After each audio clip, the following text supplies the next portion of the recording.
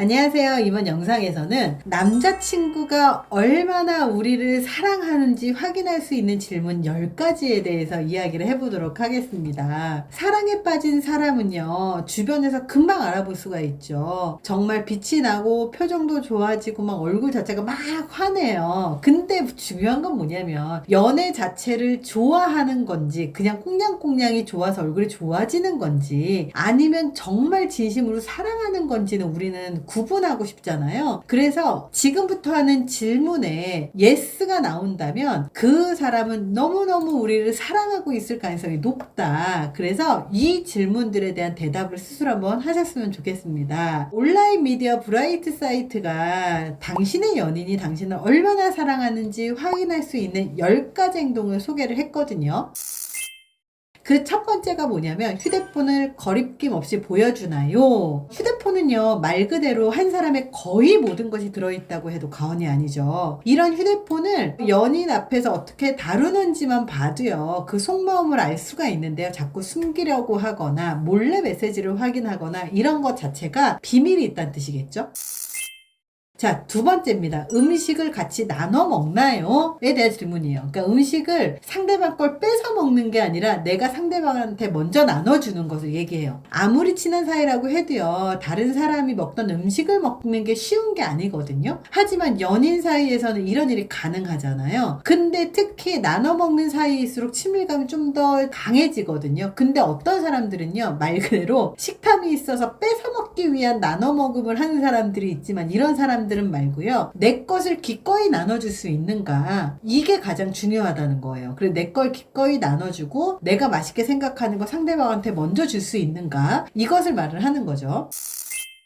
자, 세 번째입니다. 나쁜 습관이 고쳐졌나요? 사랑하는 사람이 앞에 있잖아요. 그러면 우리는 생각을 해요. 이 사람하고 앞으로 같이 살아야 되고, 그리고 결혼을 하고, 그리고 오래 만나려면 서로 맞춰 나가야 되는 게 있는데, 그렇다면 이 사람의 이런 행동들은 조금 고쳐졌으면 좋겠다라고 말하기도 하고요. 상대방도 너의 이런 행동은 좀 고쳐졌으면 좋겠다라고 얘기를 하기도 해요. 뭐 연애 스타일이라든지 전화하는 스타일이라든지 무슨 스타일이라든지 하여간 서로 맞춰야 되잖아요. 근데 서로 잔소리를 하기 마련인데, 어떤 사람들은 그 말을 듣고요, 자기의 나쁜 습관을 고치려고 노력해요. 그렇게 할 수 있는 사람도 많지 않잖아요. 왜 나 지금까지 이렇게 살아왔으니까 네가 맞춰, 뭐 이렇게 말을 하는 건요, 연인 사이뿐만 아니라 부부지간에도요, 절대 이렇게 생각하는 사람하고는 관계가 더 오래 지속되지 못합니다. 왜냐하면 나의 스타일, 너의 스타일이 사실 지금까지 살아오면서 습관처럼 굳어져 있지만, 앞으로 둘이 먼 미래에 같이 함께 하고자 한다면 서로 맞춰 나가는 게 인생이거든요. 그러다 보니까 미래를 생각하면 생각할수록 잔소리를 더 많이 하고요, 함께 하려고 할수록 그 사람의 단점도 보이면서 서로 맞춰 나가자라고 자꾸 제안도 많이 하게 돼요. 그래서 그럴 때 고치려고 노력을 한다면 더 오래 갈 수 있겠지만, 고칠 생각이 없다는 건 너하고의 관계는 여기까지라고 하는 거하고 동일하거든요. 그렇기 때문에 서로 고치려고 노력하는가 되게 중요하죠.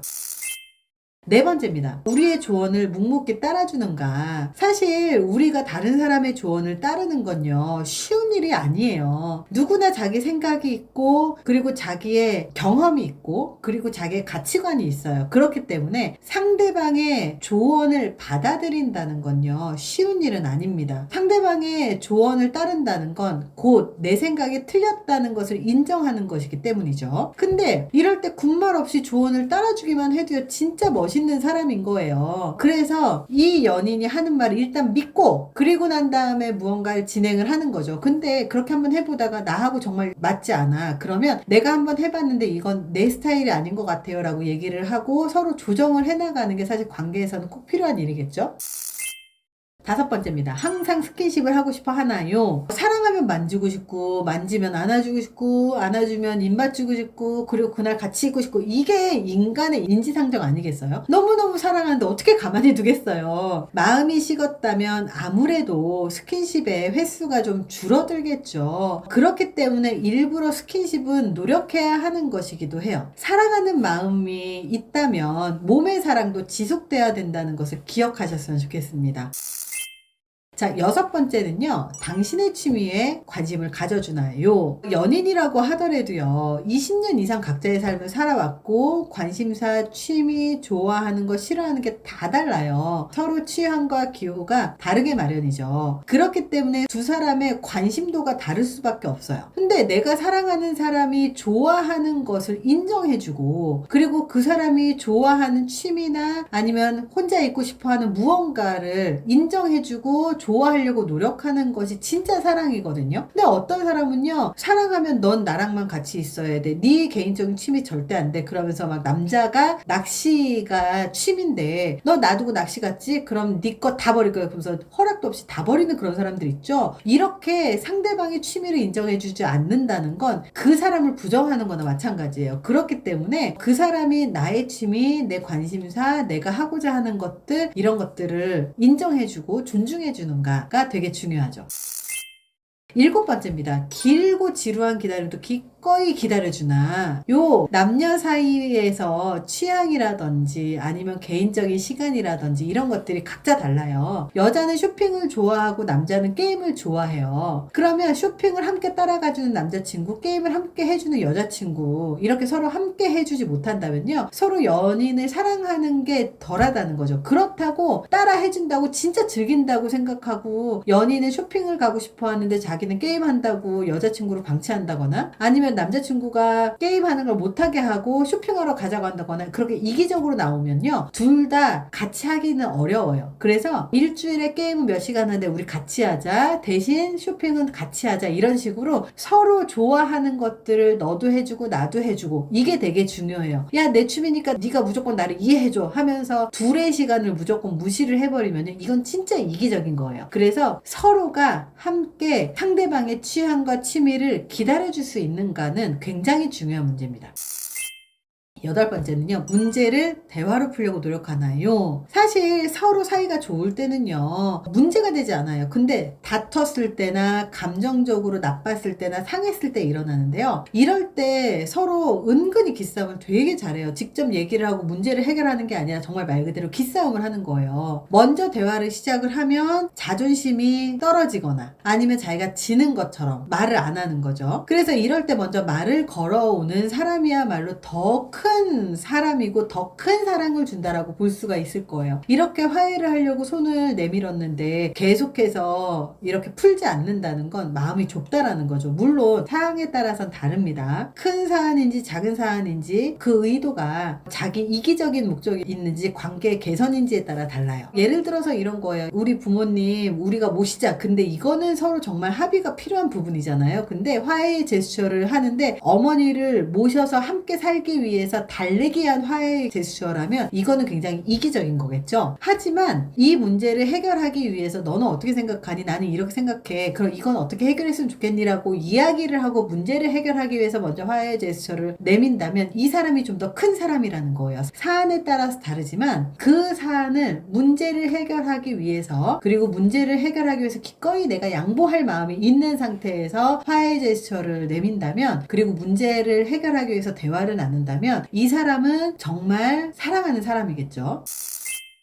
자, 9번째입니다. 자랑스러워하나요, 연인을? 때때로 어떤 사람들은요, 자랑스럽게 자랑을 하지 않고요, 몰래 데이트하고 숨겨요. 이렇게 연인을 자랑하지 않는 관계들은요, 쉽게 좋은 결과가 나오지 않아요. 정말 사랑한다면 자랑하고 싶은 게 당연하잖아요. 근데 자랑하고 싶지 않은 연인이다. 그러면 몰래 꽁꽁 숨겨놨다가 연애만 하다가 기회가 되면 헤어지겠죠. 그래서 가족이나 친구한테 소개를 해주고 자랑을 하고 축복을 받고 싶어 하는 이런 마음이 들게 되는 거죠. 그래서 친구 혹은 가족들한테 소개해주고 싶어 하는가가 되게 중요합니다.